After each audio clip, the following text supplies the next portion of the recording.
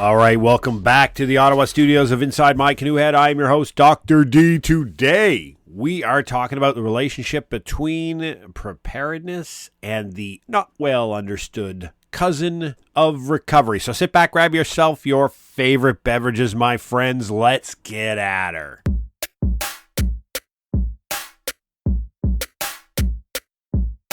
All right, welcome back, and thanks again for joining us here at Inside My Canoe Head. Listen, we appreciate all of your feedback, all of those of you that are jumping over to www.insidemycanoehead.ca, dropping us a line, leaving your comments, telling us what you feel, good, bad, or indifferent. We appreciate it all. And thanks for caring about what we have to say. Listen, it's coming a tumultuous time. September 10th is a really interesting day. There's a dichotomy, a bunch of cool things happening today. Number one, for those of you on a personal note, it is my 5th anniversary of retirement from Her Majesty's service in the Canadian Armed Forces after 28 years in the field of logistics, supply chain management, demand sensing, and war fighting. Never regretting the choice. Obviously, I don't miss the circus, but I do miss the monkeys, if you know the reference. All right. And as well, tonight on September 10th, whether you're going to listen to this episode in the weeks and months to come, it is the inaugural first debate between the two American candidates for the U.S. presidency. And I don't care where you sit on that. That is going to be a momentous thing to watch this evening. And on top of that, I've got a guest podcast opportunity coming up later today where I get to sit down with Travis and talk about the Student Security podcast and to talk about professionalism and things that are happening in the security industry related to business continuity and preparedness. So, incredible day. But today we want to talk about that link between preparedness and recovery. And the reason we want to talk about it, not just because the podcast is about preparedness, it's because we don't talk about recovery sufficiently. Recovery is that ugly cousin that never gets talked about, but just has to be invited to every family gathering, but nobody really pays any attention to them. There's nothing sexy about it. There's no wonderful TV hits. There's no news broadcasts. There's no briefings. There's no big communication lines let out. It is a long, drawn-out, painful process for everybody involved. And it draws zero attention, and it's probably the most misunderstood part of the disaster and emergency management framework. For those of you not familiar, the discipline or field is generally theoretically broken down into 4 pillars. You have the pillar of mitigation, the pillar of preparedness, which the two of them together occupy all of your pre-event activities. And then you have the pillar of response and recovery, which are all of your post-event activities, shall we say. Response is the sexy stuff. It's the lights and sirens. It's the CNN hit. It's where all the politicians get to put on their cool emergency management jackets and have their interviews in front of all of these wonderful people flagging them in uniforms, and they look so powerful and cool, and everybody pays attention. It's like right now, the Jasper Fire Recovery Operation is underway. How many people are paying attention to that? How many A1 for you newspaper folks stories are out there about the recovery operations underway in Jasper? The fact that it is going to take Jasper 2 to 3 years to even get back to even close to a state of normalcy. That's recovery.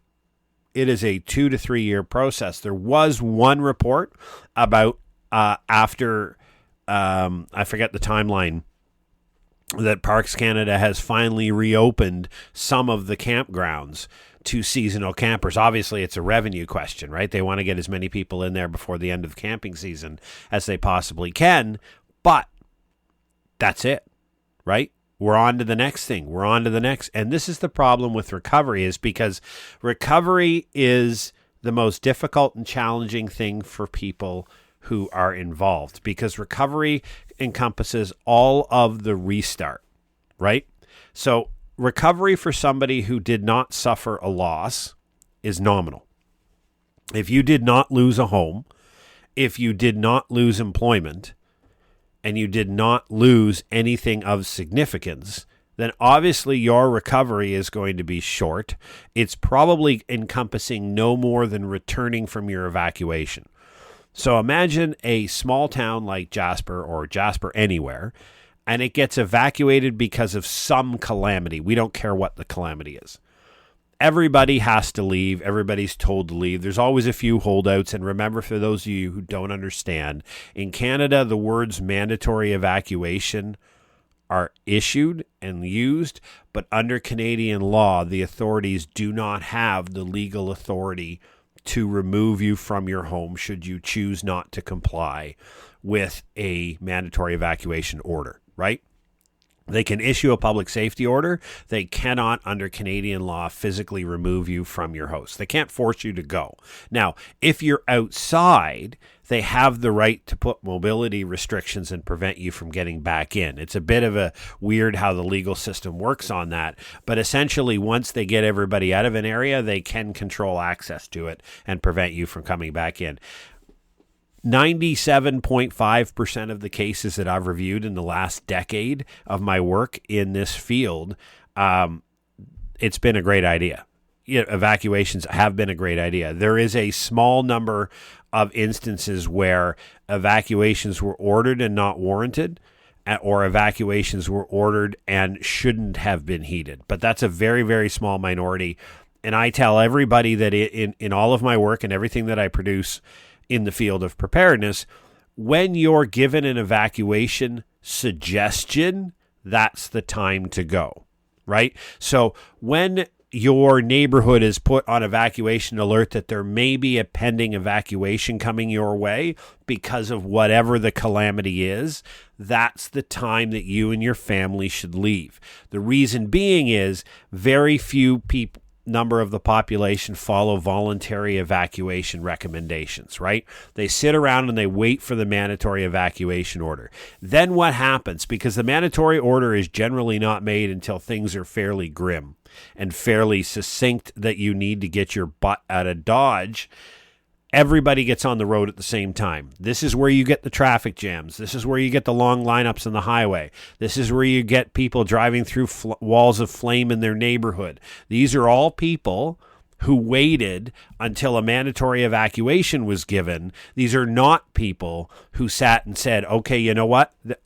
There's a wildfire coming, or there's this calamity, whatever it may be. They're recommending we be prepared to evacuate. I'm leaving now because what I'm going to do is I'm going to go to my predetermined evacuation destination 100 kilometers away. Worst case scenario, my family gets a day or two vacation.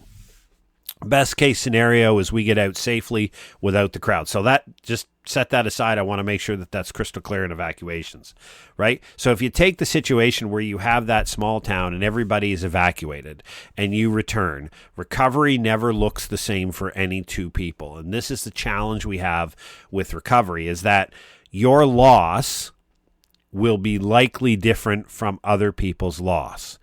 Your mitigation that you've chosen to take, your preparedness plan and the measures you took in advance of the event occurring are directly correlated to the quality of your recovery.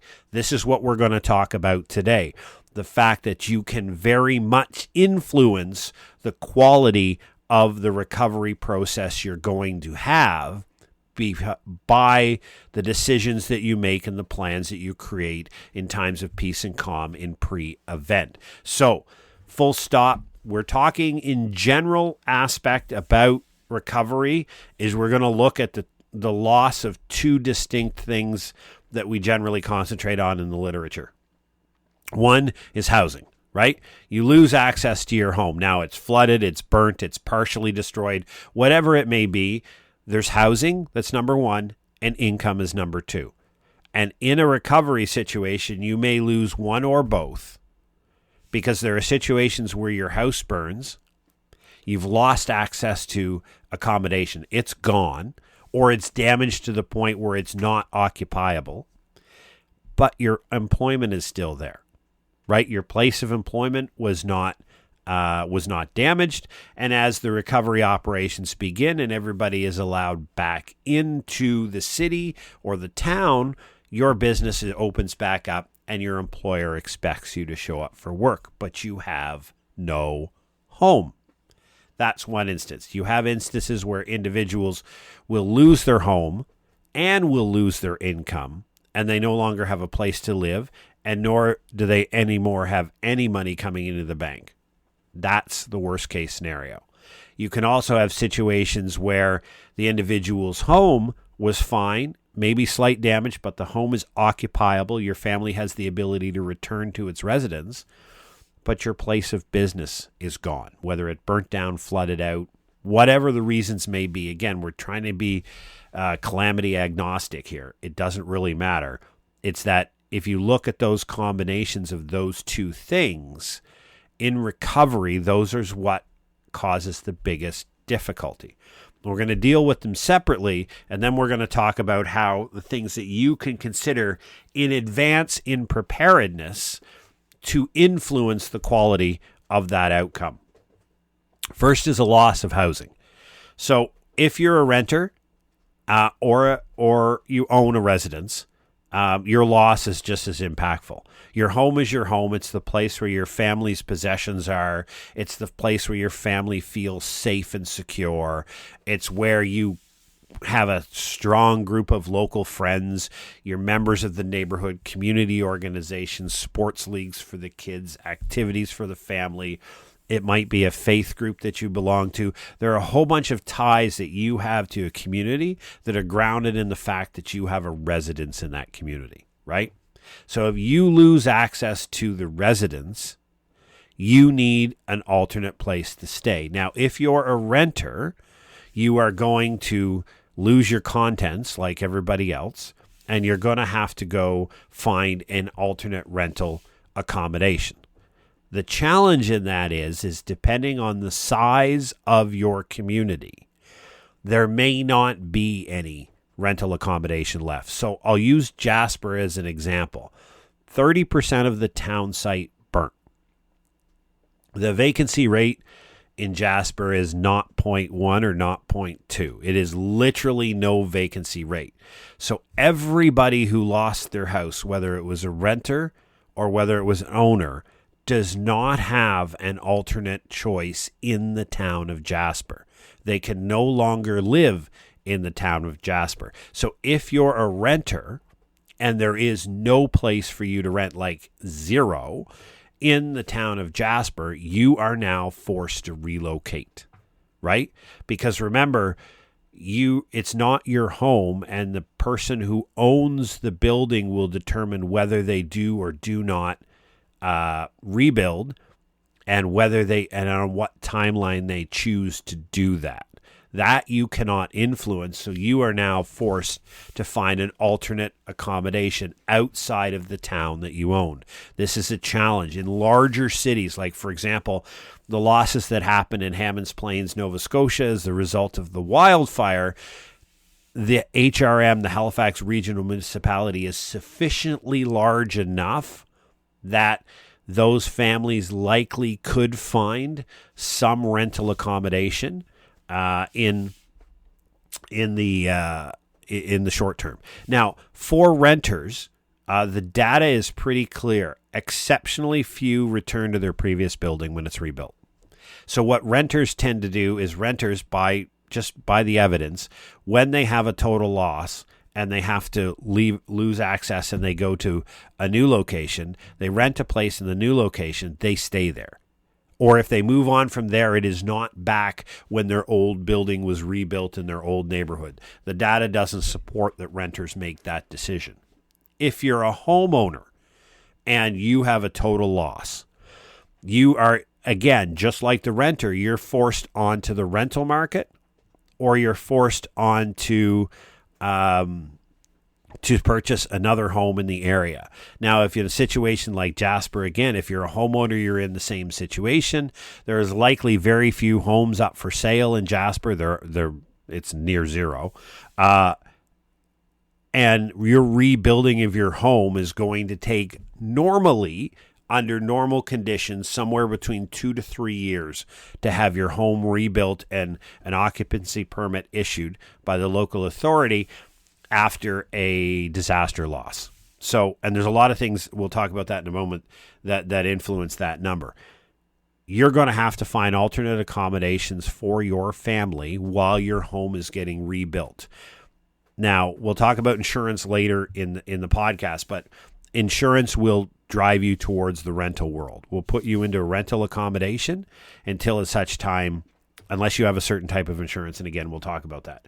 We'll put you into the rental. So now you have a competition. The people who owned are in the rental market, and the people in the rental market are going into the rental market. And when you have low vacancy rates, it's a basic economic question. You put a surge number of people after a limited amount of resources of housing, you jack up the price. So a lot of times what you see in medium communities that don't have a lot of excess capacity in renting is you see a short-term spike in rentals because it's basic supply and demand. If you have 100 new families chasing after what 20 normal people would chase, and now you have 120 people looking for accommodate, or 120 families looking for accommodation, the landlords are going to jump the price. It's called supply and demand, right? Because a higher demand equals a higher price without a change in supply. And actually a fall in supply and an increase in demand leads to a pretty vertical spike on the graph chart.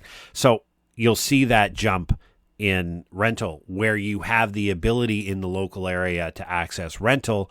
But if you're a homeowner and again, there is no rental availability in your small town, you're now forced to relocate your family to some alternate town. Hopefully there's one within a short drive. If not, you very well could be relocating several hours away. Now, how does that get complicated? Well, in the situation of recovery, now you have your employment.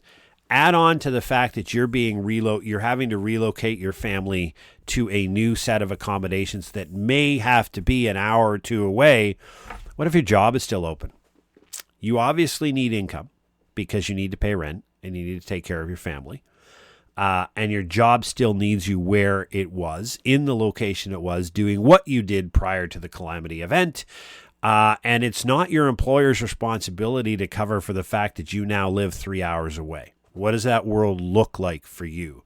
That is an exceptionally difficult position to be in, where you have to relocate housing, but you have to figure out a way that you can rent a room from somebody's house or do something. And now in the period of recovery, you're likely separated from your family for a period of time because you need to remain in the situation, in location, to do work. And if you're a single parent, you can't relocate children and you stay behind. And therefore, what normally happens in this situation, and the data is reasonably clear on this, again, it's reasonably clear, it's not homogeneous to any extent, is that that individual in that situation simply quits their job. They simply have to walk away from employment, relocate to the new location, and try to find employment in the new location, breaking those ties to the old place again. If you're a renter, you're not coming back anyhow, so it's less of a burden. But in today's economic terms, economic situation with a rise in unemployment rate, you're in a significant competition for wages. Now, if you Let's swing fire and go over to the fact that your employment was lost as well. Now, imagine if your housing is okay and you're in your small town and by look or by crook or however you want to look at it, your housing made it through and your employment didn't. Now your loss of income into your family. Your family's main line of income is gone on a moment's notice. That's pretty impactful. You're able to stay in your home, but now you have to search for alternate employment in your small town that has just been affected by a significant calamity, that has suffered a loss, is going to be a pretty challenging thing. And again, data says that depending on the situation you're in, now the data on employment recovery post-disaster is very industry specific, right? So certain industries, service or good industries, have different revival rates, for lack of a better term. I'm lost for words for a moment for that. But it is very specific to the industry, so there's really not a homogeneous way of saying it. It's very heterogeneity across it. Simply means that it's very specific what industry you're in. You know what industry you work in, and then you have to realize that industry how well will it recover in a disaster. So, for example, if 50% of the residents don't return to the town for 3 years and you're in a service-based industry, it is going to impact your ability to earn money because 50% of the client base is gone. You see what I mean? So it's very dependent on what your industry is in. And then you have so you look at the combination of those four things, those four permutations that could happen, right? A combination of housing loss and economic loss. That is a very difficult situation you're in. Housing takes exceptionally long time to rebuild because if you look at our housing crunch that we have in pretty much all of North America right now, all construction crews are working at full capacity. There's no surge capacity left in the industry, which means when your house burns down, there is no spare construction crew to come build it. The construction crew that has to come rebuild your home due to a wildfire or flood loss, okay, they have to come off of another project. Somebody has to stop doing one project to go do yours, or yours gets kicked 2 to 3 years down the line when they will have some time available in the schedule. This is the challenge with recovery and rebuilding large swaths of homes that were lost. It's not just that insurance companies take forever to do the adjudication and to arrange contracts for rebuilding. That does take time, but it's very difficult for an insurance company, competing insurance companies, in a town that has had a number of losses and there are no available construction crews to figure out how to rebuild your house. Right? So that timeline of 2 to 3 years is quite accurate. It's demonstrated in the data. Now, there have been cases where that's been different. The Hammonds Plains, Nova Scotia fire was one of them. There was one home building company that paused future builds, like paused a current project they were on to rebuild homes that were lost in the wildfire. That was a charitable thing that was done. Now, obviously, they got paid for it. You can't do things like that for free because everybody needs to get paid. But they were able to do that and get homes built faster, some of them as soon as 1 year or 14 months after the event. So it has happened in the past where local specific companies have done a one-off stopping a future project to move forward. But you have to understand, without going into a long, deep economics lesson, the cost of capital is expensive.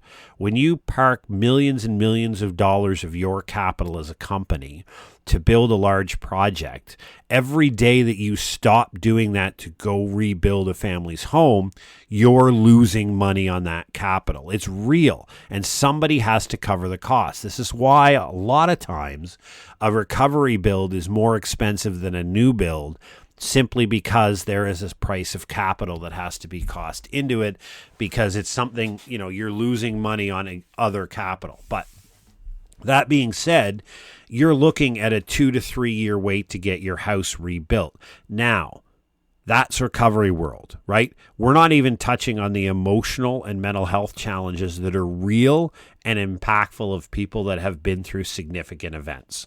We are just talking about the fact that they went through the event and their loss of economics and their loss of housing. Those are the two most impactful things in their lives. You can rebuild community, and all those other things matter. Your faith community matters.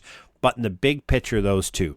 So how can preparedness influence that? Now, let's look at these two things distinctly separate. Number one is housing, okay? So your number one risk transfer, and we've talked about it at length on this podcast, is your insurance, right? We have to stop talking about insurance as a cost and refer to insurance as an investment. It is not optional. There's no argument that can be made that I don't have the money to buy insurance. No, you have to make the choice. Eat beans and rice for a week if that's what it costs you to buy insurance. It is an investment, and it's a required in today's modern technologically enabled society where we continue to build expensive things in precarious locations. So if you are a renter, the minimum insurance you need to have is content insurance. Right? Your possessions cost money. Obviously, the sentimental ones can't be covered, but you need to have insurance to cover the contents of your house. Now, there are two types of insurance in general you can buy. One is replacement costs, and one is depreciated costs. The depreciated cost is obviously cheaper.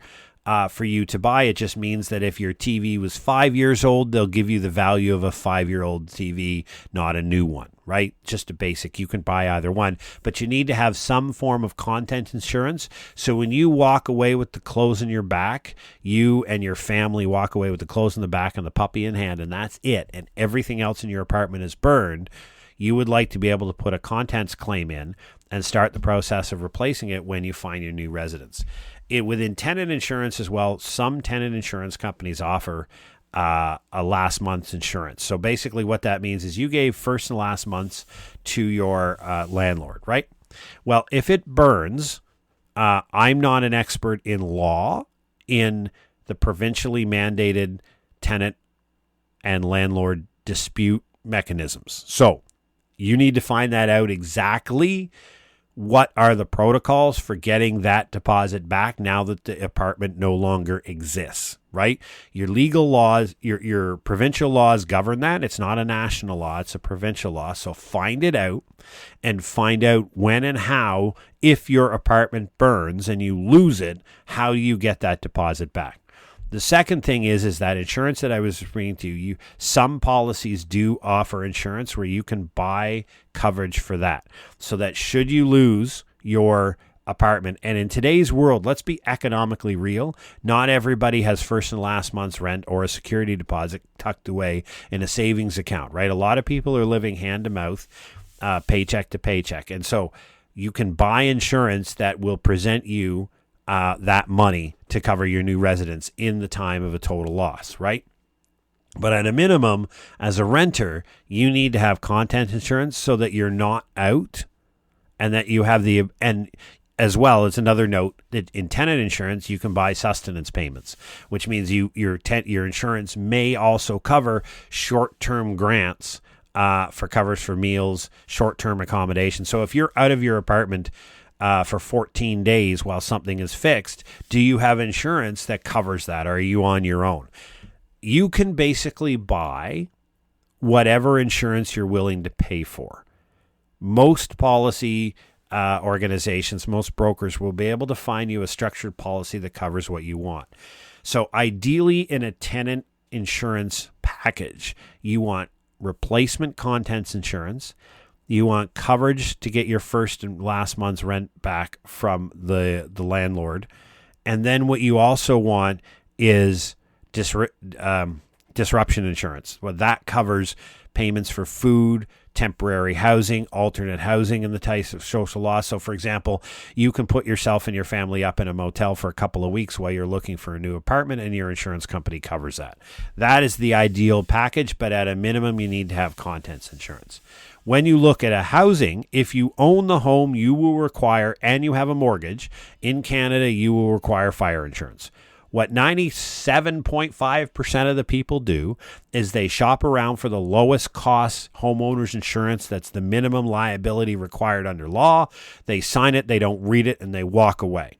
And when they have a total loss, they realize why their insurance premium was so low. This is the problem with looking for the lowest cost policy and not the best policy coverage, right? It's an investment. Yes, right now insurance rates are going up higher across the board. All of my insurance has gone up from my life insurance. Life insurance goes up when you get older, but my life insurance, the disability insurance, my car insurance has gone up. My house insurance, everything is going up. Welcome to inflation.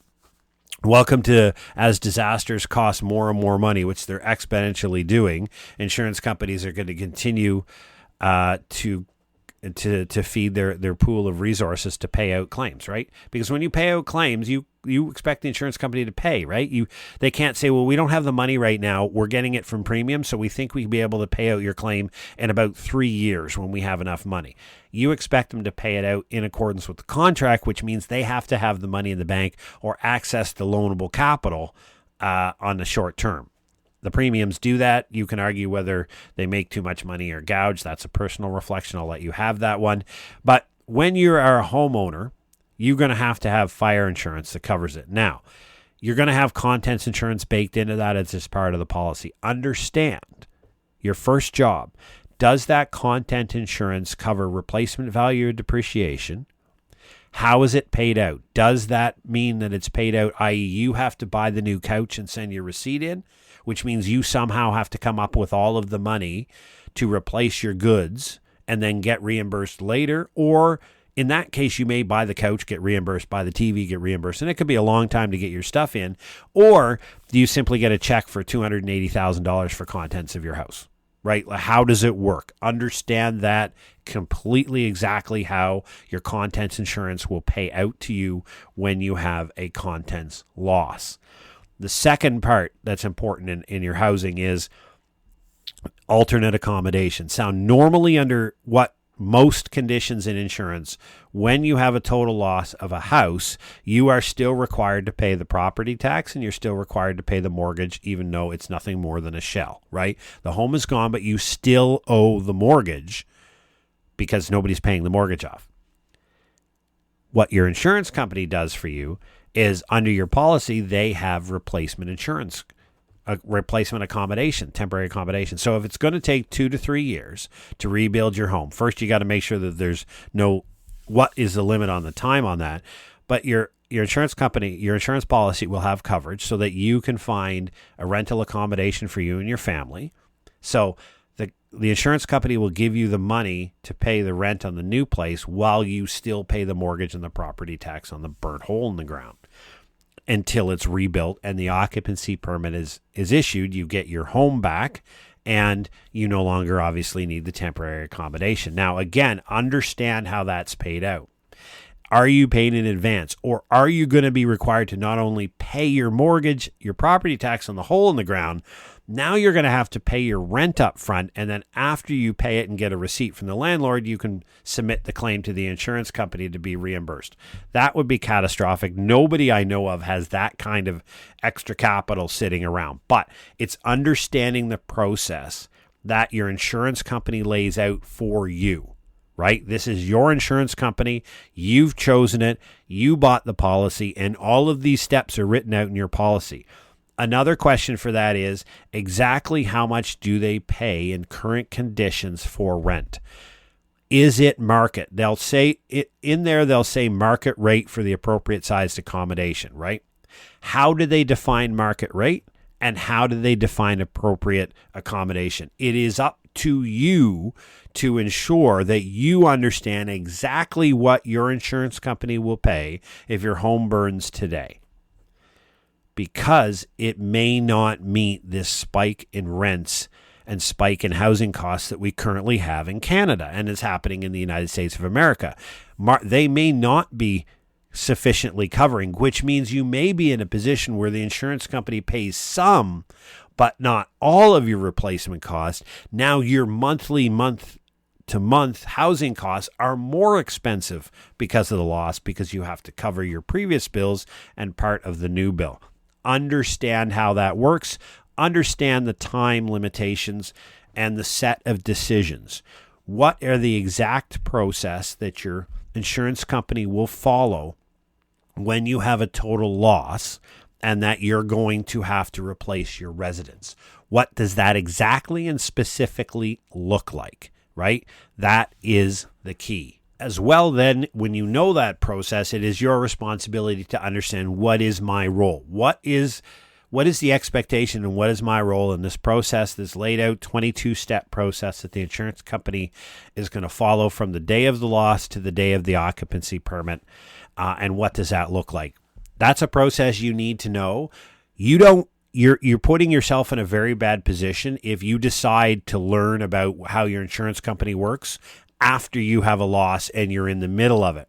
Because then if it's something in there disagrees with how you would like the process to lay out, you're in a position to negotiate in times of peace and calm about different policies, different options, different riders, different ways you can approach this. You can't do that after the loss has occurred and now you're in that position. So know that. There's one other policy rider that is available in some locations and in some insurance companies, but not all. But I'm not an insurance agent, so I'm not going to use their terms. It's your walk away, right? It means that should you choose, you have the right to walk away from the total loss, which means you will be paid fair market value for the house. The insurance company will pay out your mortgage, obviously, because they're the first right of refusal on any payout. And then whatever equity is remaining in your house after your mortgage is closed will go to you. And that you've got basically your equity withdrawn from your house and you're free to walk away. The insurance company has a hole in the ground, and they will literally resell that to somebody else who will then cover the cost of building a new house. So that is available in some jurisdictions to some people. Again, it is an option to give you the ability to say, okay, I don't want to go into rental accommodation. I don't want to wait 3 years for my house to rebuild because I may have lost my job in the location and I can't get other work, so I have to move anyhow. If that happens and you have to relocate because you also lost your job and you're in a city 3 hours away, but you're paying for a mortgage in another place, as soon as that occupancy permit is listed, you're not going to get coverage for the house, the rental accommodation you're in. So now you got to try to sell that house to oh boy, that's not a good road to go down, right?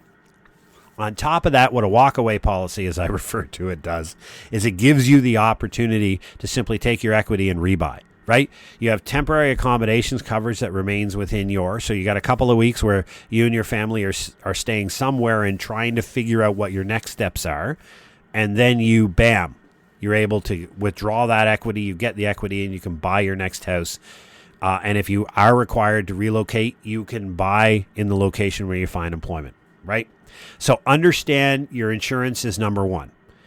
Understand your insurance policies, understand the limitations of your insurance policies, understand the riders that are necessary based upon the hazard profile in your area. And what I mean by that is, I'll give you an example. Here I live in Ottawa, Ontario. We live in a pretty decent earthquake fault. I felt one in 2009 and nearly knocked me out of my desk at work. It was crazy. The whole building was swaying. So when you've been through an earthquake, it's something that's really hard to describe, and it's something you never want to feel again. All right. Earthquake damage is not covered by insurance here. You have to buy an additional rider, and it's up to $400, $400 to $500 a year additional money you have to pay for insurance. So if I had an earthquake and the earthquake damaged my home, I would have no insurance coverage if I didn't buy that rider policy. Again, if I didn't know the hazard in my area, if I moved to Ottawa after 2009 and was not aware of the risk, I would not buy the insurance. I would then potentially have a loss, likely not a total loss. We don't get earthquakes that bad, but maybe I have a structural damage that has to, going to cost $30,000 to repair. Go to my insurance company. That's when I find out that I don't have earthquake insurance. And now I've got to go to somehow find a line of credit for $30,000 to repair my house out of my own pocket. Man, does that change your family's economic position. So understand the hazard profile in your area. Are you covered for overland flooding? This is another big thing in Canada. Do you cover for overland flooding? Most places you're not. Can you buy overland flooding rider insurance? Some places you can, some places you cannot, right? So then you have to understand, if I buy this house or if I live in this location and there's the river nearby floods or we have overland flooding, I can't be covered. I will have to pay the full cost out of my pocket. That's an informed decision that you have to understand when you undertake the decision to live where you live, right? Informed decisions is everything. So there's a lot more about it on housing, but it's basically understanding that I live in place X, I own, I rent, and do I have sufficient insurance coverage to make the recovery look the way I want? Think of it that way. If I have a total loss of my house, this is how I want recovery to go forward. It's about thinking in times of peace and calm. It's about laying out a strategy of, this is what I would like to happen. I would like the ability to walk away from my house if my job is lost, or if I have to relocate, or we choose as a family to permanently relocate away. I want to be able to walk away. The current market rent for appropriate housing for me is $3,500 a month. Does my insurance company, I want to make sure that my insurance company covers $3,500 a month plus utilities at the market rate for utilities. I want to make sure that my contents insurance is the way I want. I want replacement upfront coverage, which means if I'm buying as a renter $22,000 in content insurance coverage for my apartment contents. When it's a total loss and I lose everything, I want my insurance company to cut me a check for $22,000. Full stop. Like, make a plan for how you want your recovery to look like when it comes to housing, and then buy the insurance that covers that, or as close as you possibly can. This is an active process. Insurance has nothing to do with the lowest cost provider. It has to be looked at as an investment because it is your largest risk transfer and your largest protection device you have. So 40 minutes in, we're talking about housing. Now we're going to swing fire over to economy. And I've always said, and I've argued much of this online, that losing your income, losing the primary income to your family, however it's earned, is just as impactful to people as losing the house. I've said that repeatedly. If you think about it, if you look around your house where you live, nothing in your house is affected, but you get fired tomorrow. This is why we've included it in our books, in our video course, what we call our trifecta of preparedness plans. The third part of the trifecta is you're fired, right? Because everybody leaves the job they're in. You'll either die, you'll retire, you'll quit, or you'll get fired. Everybody leaves the job you're in. You hope it's on your terms and at a time and place of your choosing, but if it's not, what do you intend to do? Having a plan for when you're fired is the same as having a plan for when your place of work burns down overnight in just a random act of fire. Think about that. That's that you had nothing. You went to bed, nothing happened, no calamity, and the place you work burned down. Number one, what is your boss's intention in the total loss? Some bosses in rare companies have decided to continue paying their employees their salary while they rebuild. You need to understand that and not find that out at the end. As well, what do you intend to do to replace that income? It's your responsibility to replace that income, not the government's, not society's, right? So what do you intend to do to replace that income? Is your field in your current employment big enough, large enough that you'll have the ability to swing fire, as we say in the Army, over to a new company or a new region and seek employment there in your same field, which means your skills are transferable, your connections are transferable, your knowledge is transferable, and your reputation is transferable. I'm an engineer, I'm a carpenter, I'm a Class A vehicle mechanic, whatever it may be. If I'm a Class A vehicle mechanic and the auto shop that I work at burns to the ground and my boss is like, no, dude, I'm not paying you away. There's no work getting done. I'm a Class A mechanic. Is my first primary knee-jerk reaction, an intelligent one, is going to be, I'm going to find another job as a Class A mechanic. Now, that may require you to relocate because there may not be any other places in your small town. Or you may be able to find an alternate job. But understanding the market conditions, understanding what the current market looks like for Class A mechanics in your area is part of your preparedness plan, right? The second part of your economic plan has to be, what do I do if I can't do what I do? And that sounds like word salad, but it essentially means if I'm a Class A mechanic and I can no longer be a Class A mechanic, what am I going to do? Now, that could be from a disability. It could be from an injury you occurred. It could be from any number of things, or it could be the fact that you're in a small town. You have no desire to relocate because your family loves it there. You've lost your job as a Class A mechanic due to no fault of your own. The boss may have just gone under. He may have been a poor financial manager and you had no idea, but you come into work on Monday morning and there's a lock on the door saying the building's repossessed. It's over. Your income is done. Your boss has no severance money for you. What do you intend to do? This is your responsibility in building a preparedness plan. In our literature, we call it the pivot plan. Having a plan of what you intend to pivot to. If I can't be a Class A mechanic, how am I going to earn my income? What education do I need to get the proper certification or the knowledge base in that? How long is that going to take me to do? And what is the reasonably realistic, not just optimistic, but realistic timeline for me to be up and running and earning an income in this new field? Right? That gives you a timeline. Say it's 4 months. You can't be a Class A mechanic and you're going to switch over to be an electrician. It's going to take you 4 months to get your apprentice position up and running and do the first little bit of education that's required. You know how to do that. You know where you're going to get it. And you know what companies are looking for electricians right now. You've got your pivot plan well written. That informs your emergency fund. Right? Everybody needs an emergency fund. Dave Ramsey talks about baby step number 1, getting $1,000 together, right?